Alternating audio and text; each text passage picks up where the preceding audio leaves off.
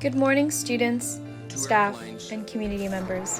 Today, September 11, 2020, marks the 19th year anniversary of the unforgettable tragedy that changed our country forever. Today, we dedicate this segment to honor the individuals, both service and civilian, that had fallen on this tragic day. Despite this being a truly terrible time in our history, we are grateful to have the freedom and privilege to come together and remember and reflect on the events of that horrific day in our history and how our nation had changed for the better.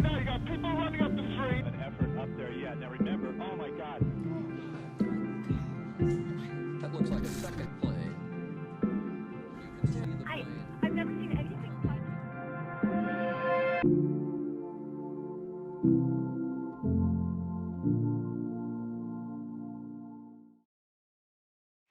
My name is Ginger Mond. I was an active duty Marine stationed at the Pentagon, working for the Joint Chiefs of Staff in the Message Center during September 2001.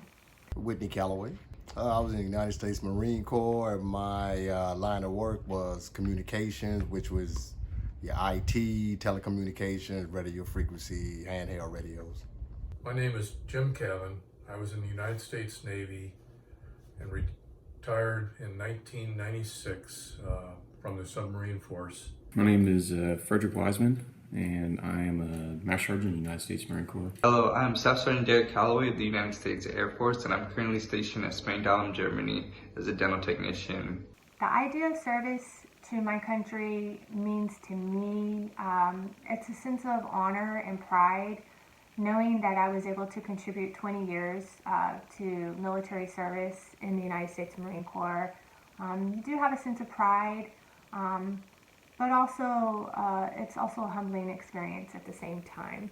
Service to my country, to me, it's just having that sense of pride that you knowing that what you're doing is for the protection of the freedom of our country. Instead of just fighting for it, it's the protection of our freedom. The ideal service to the country, to me, means a willingness to give back. Somewhat generic term of freedom isn't free. It's true. Many people in this world do not have the right to life, liberty, and pursuit of happiness that we do as Americans. People around the world are trapped and unable to change their station in life. We are fortunate in this country to be blessed with a government that, though not perfect, as the civil unrest that's currently happening in the country demonstrates, it's still the best place, in my opinion, in the world. My ideas of service for my country is I just wanted to do something more meaningful in my life, so that was just joining the military to help defend and protect our country and our nation's people. Being in the Air Force, a core value that stuck with me is service before self, so just putting my needs after the nation's needs to get the mission done. The morning of September 11th started out as a typical day for me.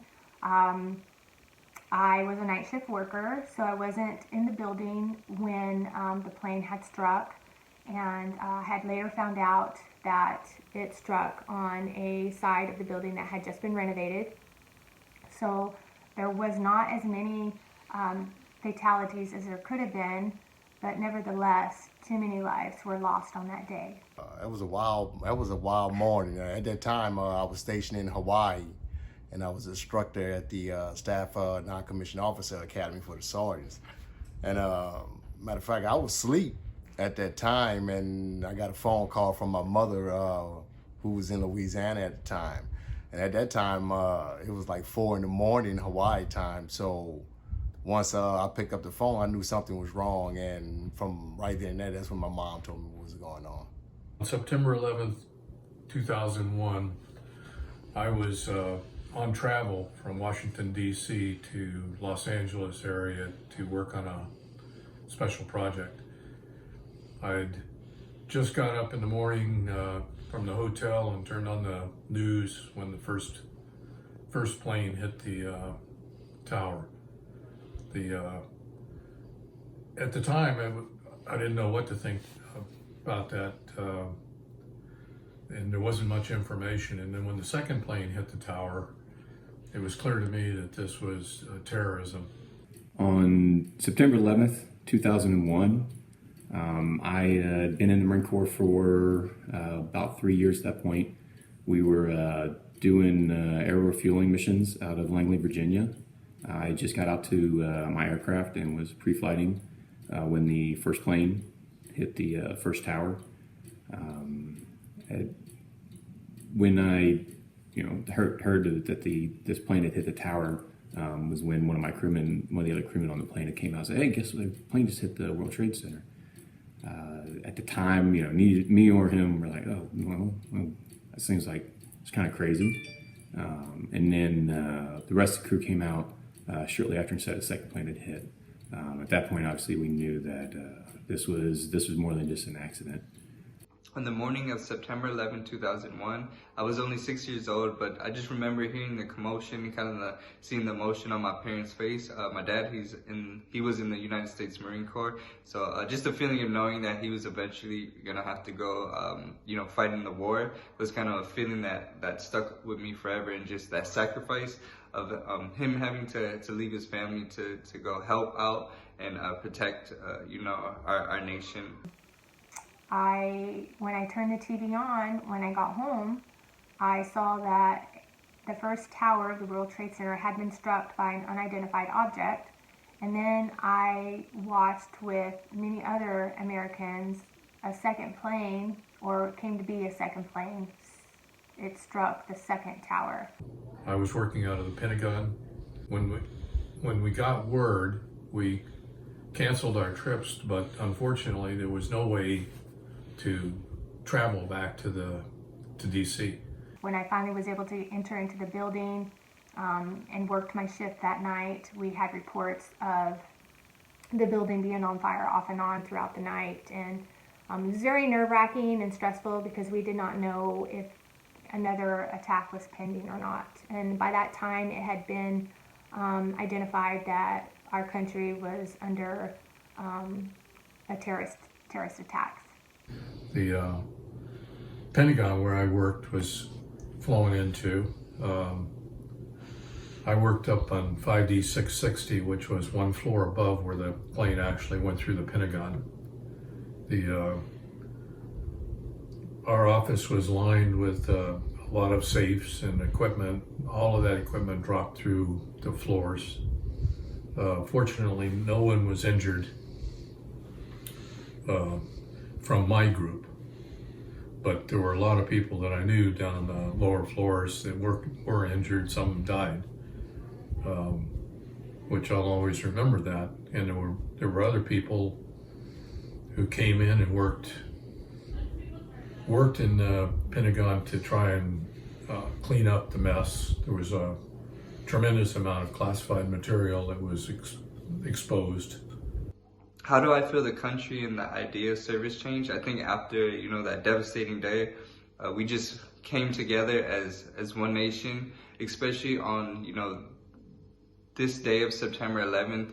We kind of put our problems to the side just so that we can help remember the fallen members, that were out there on the site, and just kind of be more proud as a nation.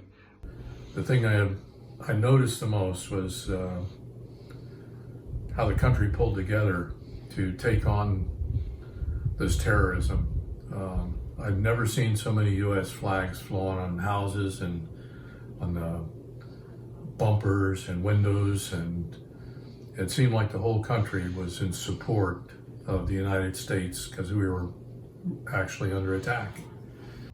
I thought it brought us all together, as far as everyone in the country at that time, especially immediately after the attacks. I say after that, I felt the segregation between us kind of lifted, and we all came together as a country.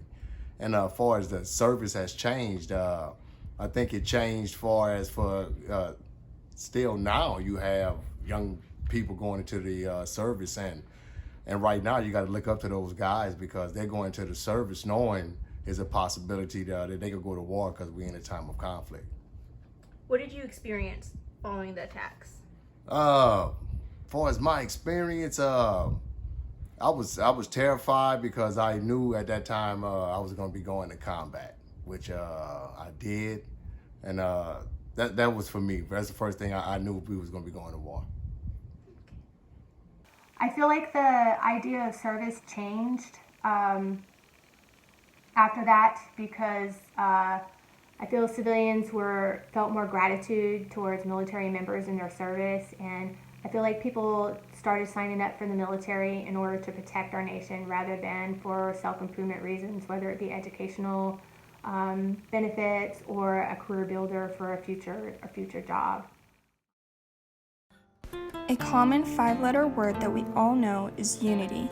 Unity is when everyone is together and stands with each other against both large and small problems.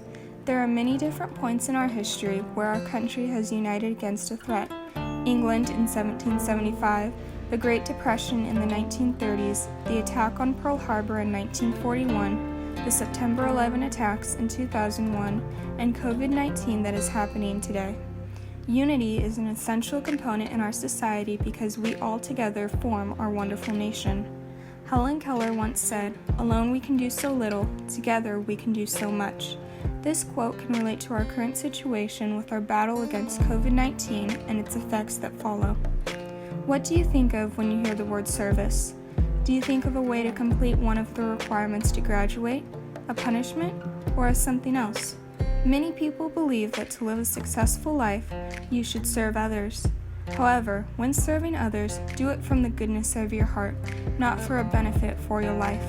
From my parting words, please remember what President Ronald Reagan once said, "We can't help everyone, but everyone can help someone." Just a real sense of unity here right now. I hope it spreads.